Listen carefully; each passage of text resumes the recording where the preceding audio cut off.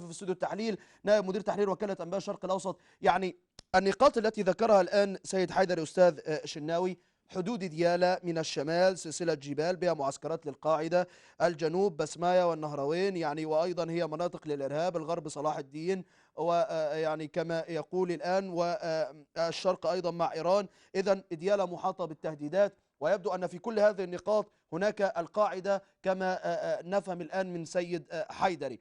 يعني في كل مرة تظهر البيانات الحكومية أستاذ شناوي، الأطراف السياسية تتحدث عن القاعدة، عن الإرهاب، أيضا بقايا النظام السابق في العديد من المناطق. كيف يمكن فتح هذه الأطراف الآن التي تقوم بمثل هذه الأعمال بوجود مثل هكذا شماعة؟ يعني الحكومة لم تتوصل إلى الفاعل الحقيقي ما دامت تتحدث بهذا الخطاب، أليس كذلك سيد شناوي؟ بالتأكيد طبعا. يعني هو أنا الحقيقة متفق مع الأخ الحيدري في بعض النقاط، مسألة الحدود المفتوحة وما إلى ذلك، ولكن ليست القاعدة وحدها، ويعلم ذلك جيدا.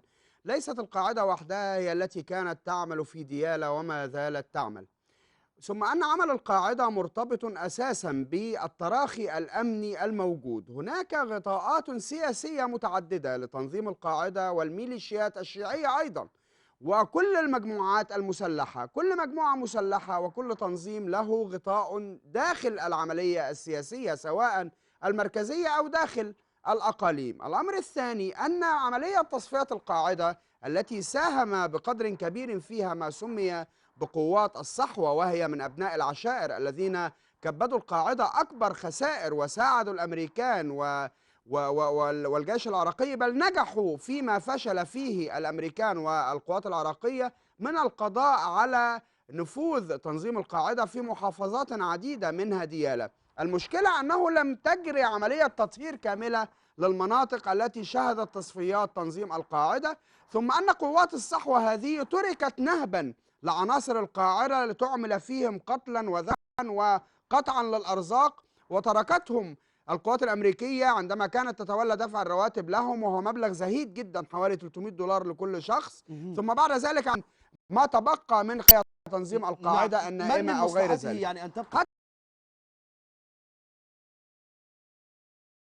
حتى هل من المالكي هو ساهم. من مصلحته هذا الأمر؟ نعم. هل المالكي من مصلحته أن يكون لا تطهر ديالى بشكل كامل من القاعدة؟ يعني لا تختصر الحكومة العراقية في شخص نور المالكي، هناك أطراف عديدة جدا مشاركة في الحكومة العراقية. ما هي مآربهم وراء كان ذلك؟ من مصلحة الأمريكيين والقوات العراقية أن تبقى تلك الخلايا ومعروف أماكنها. أنا زرت محافظة ديالى أكثر من مرة، وزرت محافظة صلاح الدين أكثر من مرة، ودخلت إلى بعض المناطق التي كانت مناطق نفوذ لتنظيم القاعدة، وما زالت هناك بعض الأماكن التي لم تطهر على الحدود بين محافظتي صلاح الدين وديالى، ورأيت كيف أن تلك الأماكن مخابئ جيدة جدا، ولكن من السهل الوصول لها إذا كانت هناك إرادة حقيقية لإنهاء نفوذ الميليشيات والمجموعات نعم. المسلحة، سواء المنتمية لتنظيم جميل. القاعدة أو غيره ولكن من الحكومة المجموعات. يعني ليس لا لها إرادة، تتوافر إرادة لا لتطهير تتوافر تلك إرادة. المناطق. يعني لا تتوافر إرادة، إذن ما هي المآرب من وراء ذلك بأن لا تتوافر الإرادة أن يظل لتطهير؟ الوضع كما هو عليه،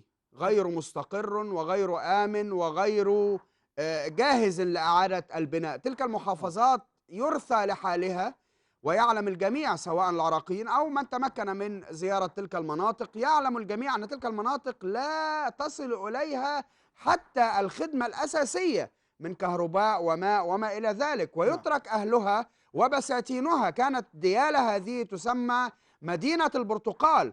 هذه البساتين الشاسعة التي تمتد لمئات الآلاف من الدنمات، التي كانت حدائق غناء هجرها أهلها، وحتى من تمكن من الزراعة نعم. لم يكن يتمكن من تسويق خضاره وفاكهته ومنتجات بساتينه بسبب الإهمال نعم. الحكومي، ناهيك عن مسألة مشكلة المياه التي هي عصب الزراعة في جميل. تلك المناطق، وما قامت به القوات الأمريكية من قصف وتقطيع لأوصال تلك المزارع بدعوى محاربة القاعدة، بينما تركت لهم ملاذات آمنة في جبال حمرين وبعض المناطق، لدرجة أن استغلها أبو مصعب الزرقاوي مم. حتى تكون مقرا لدولة العراق الإسلامية، وقتل في منطقة هبهب وهي أحد مناطق محافظة تمام، ديالى. يعني هذا الإهمال الحكومي من الممكن أن يجعل أيضا ديالى تطالب بالفيدرالية كشكلة صلاح الدين بما أنها متاخمة لها في حدودها. أتحول إليك الآن أستاذ حيدري، مع هذا المتغير الآن في العراق، انسحاب أمريكي قادم بنهاية هذا الشهر، الآن أيضا هناك تفجيرات في